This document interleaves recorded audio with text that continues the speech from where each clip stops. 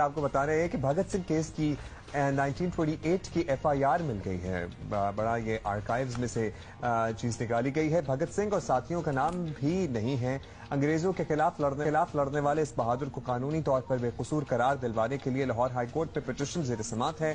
Lahore police نے مقامی عدالت میں وہ FIR پیش کر دی ہے جس میں 1928 میں ایک انگریز افسر کے قتل پر یہ FIR درج کی گئی تھی اور اسی مقدمے میں تحریک آزادی کے ہیرو بھگت سنگھ اور ان کے ساتھیوں کو سزائے موت دی گئی تھی. FIR Bhagat Singh memorial foundation کی درخواست پر جاری کیے گئے عدالتی حکم پر پیش کی گئی ہے. اور آپ کو بتائیں کہ FIR کیسی تھی. اردو میں لکھی گئی FIR 2 نامعلوم حملہ آوروں سے متعلق ہے جس میں ایک پولیس اہلکار مدعی ہے اور FIR 17 دسمبر 1928 کو شام 7 بجے لاہور کے تھانہ انارکلی میں درج کی گئی اور FIR میں بھگت سنگھ راج گرو یا سکھ دیو کیا نام ہے سکھ دیو نامزد ملزمان نہیں، یعنی ان کا سکھ دیو ان کا نام ہی بیچ میں نہیں ہے. بھگت سنگھ میموریل فاؤنڈیشن نے لاہور ہائی کورٹ سے استدعا کی ہے کہ بھگت سنگھ اور ان کے دوستوں کو بے گناہ قرار دیا جائے. بہت بڑی بات ہے. ویسے یہ بھگت سنگھ فاؤنڈیشن امتیاز رشید ہمارے ساتھ موجود ہیں، ان سے بات کرتے ہیں اس سلسلے میں مزید. بہت شکریہ امتیاز صاحب. آپ کو بھگت سنگھ کی FIR نکلوانے کا خیال ویسے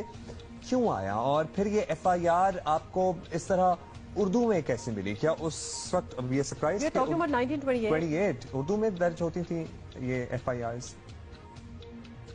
بھگت سنگھ صدیوں کا ہیرو ہے.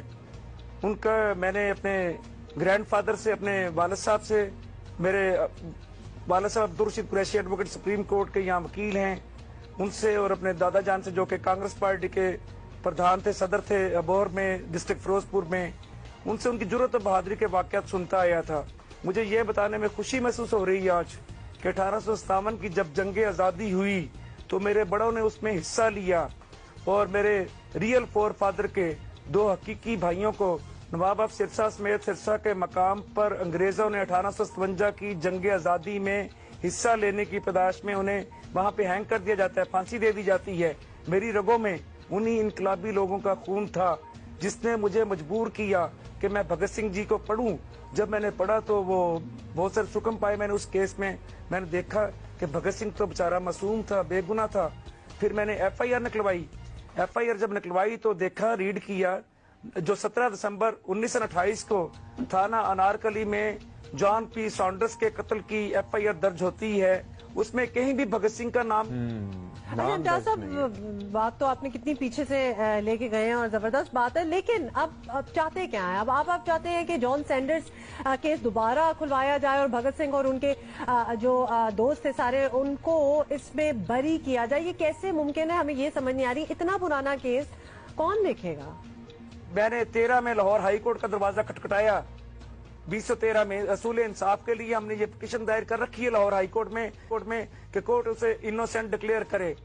تو وہ ہماری درخواست جو کہ ریٹ پٹیشن تھی وہ باقاعدہ طور پہ ایڈمٹ ہوئی ہے، نوٹس ہوا. اس میں سنگل بینچ نے یہ سنی. مسٹر جسٹس شجاعت علی خان صاحب نے ہمارے کیس سے، ہماری دلیلوں سے اتفاق کیا اس کیس میں، اور یہ پھر chief justice Lahore high court کو ریفر کر دیا جاتا ہے. کانسٹیٹیوشن لارجر بینچ سنے گا اس کو، بڑا بینچ سنے گا. پھر دوسری اس کی ہیئرنگ ہوتی ہے 16 میں آ کر ڈبل بینچ کے پاس. ڈبل بینچ اسے سنتا ہے. مسٹر جسٹس خالد محمود خان کی سربراہی میں قائم ڈبل بینچ نے اس کی ہیئرنگ کی. ہم نے اس پہ اعتراض اٹھایا. ہم نے کہا کہ BB اس کیس کو نہیں سن سکتی کیونکہ یہ اس وقت کے 3 ججوں کا فیصلہ تھا. اس کے لیے 5 اینڈ مور ججز اس کیس کو سنیں تبھی انصاف کے تقاضے پورے ہو سکتے ہیں. انہوں نے ہماری گزارشات سے اتفاق کیا اور یہ کیس ہمارا chief justice Lahore high court کو دوبارہ ریفر کر دیا کہ اس کے لیے بڑا آئینی کانسٹیٹیوشن لارجر بینچ بنایا جائے. ہیرو ہوتے ہیں، اس کا کسی بھی مذہب اور دھرم سے تعلق کیوں نہ ہو. تو ہم نے یہ کیس ثابت کر کے ورلڈ لیول پہ ایک میسج بھی دیا ہے کہ مسلمان متعصب اور تنگ کے ہیرو کے رول کا احترام کرتے ہیں. امتیاز صاحب بہت شکریہ. امتیاز رشید ہمارے ساتھ موجود